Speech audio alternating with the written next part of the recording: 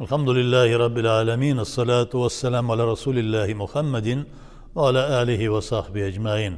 Peygamberimiz sallallahu aleyhi ve sellem aytgan bir hadisinde, bir sözünde İzâ lem testâhî minallâhe fesna' mâ şi'te dey.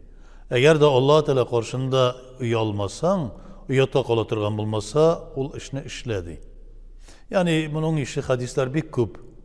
Peygamberimiz sallallahu aleyhi ve sellem bu meselede bir küp tapırlar özünün sözünü aytgan. Allah Teala karşında uyatqa kalırlık bulmasın işlegen işindi. Yani kaybır vakit, kaybır kişiler mesela Allah Teala karşında uyat ama kişilerden de yakışı tügül deyip mesela namazını okumayı, orazasını tutmayı, ya ki şu Müslümanlar bilen bir tirede bulmayı, uyatqa kalırmın, halık nerse aytır, yap yaş gelişmin, şuşlay aytırlar, mulla buldu, abustay buldu, teginde jiri, munda jiri, iş işlemi deyip aytırlar deyip Allah Teala karşındağı bulgan, Allah Teala kuşkan aybirlerini, işlerini işlemişe halıktan uyalırlar. Lakin Peygamberimiz sallallahu aleyhi ve sellem ayta Allah Teala karşında uyatqa qalatırgan bulmasa, halıkның fikrine qarama. Halık fikri her vakitte de doğru kelmez. Yani Allah Teala'dan yirak bulgan halık turunda söz bara. Lakin indi Allah Teala'ga g'ibadat qilatırgan, Allah Teala'nın evliyaullah, Allah Teala'nın dostları bulgan mümin Müslümanlar aldında uyatqa qalatırgan iş bulsa, demek alardan uyalıvın Allah Teala'dan uyalı bulup sanala. El-haya minel iman.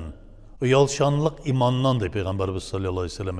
İki işrakta uyalırga yaramaz. Hatta qatgî revişte yaramaz. Haram derecesinde. Birincisi g'ilmin jitmişe. Bir galimni görüp, ey falan galim, mina g'ilim üreteli deyip sırarga uyalı yaramaz.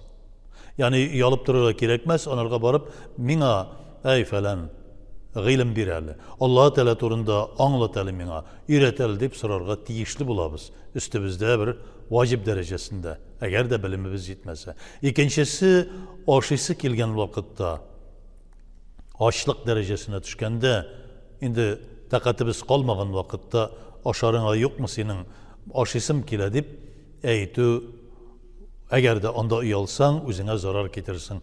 Bu iki işrakta elbette yaramaz. Kalgan başka işraklarda uyalşanlık imandan. Peygamberimiz sallallahu aleyhi ve sellem özü de üyden çıkmışa üsken, etiyenisinin koramağında üsken, üyde beklenip üsken, yaş kızlar gibi uyalşan idi deyile. Anın Mevlid-i Şerifinde, anın şu ayta turganlarında, yani anın turunda sili turgan şamailinde. Bir nerse bulsa kıpkızıl bulup, bit almaları kızarıp gite idi dey. Sonra bu sözlerinde, yani kişi alında uyalırga gerek, nindi işrakta Allah Teala karşında uyalatırgan gamellerden. Bugünkü gündeki uyatsızlık zamanında elle nindi revişke kirip bitti halık, elle nindi dereceye gelip jitti. Allah Teala'dan uyalı kayda, hatta indi hayvanlar da kılmay turgan derecedeki işlerini kılıp indi in tübenine gelip jitken bazı kaybır kişiler var. Elbette Allah saklasın.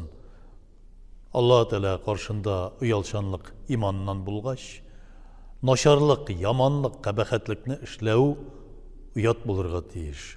Allah Teala'ga gamel g'ibadat qilmav uyat bulurga tiyiş.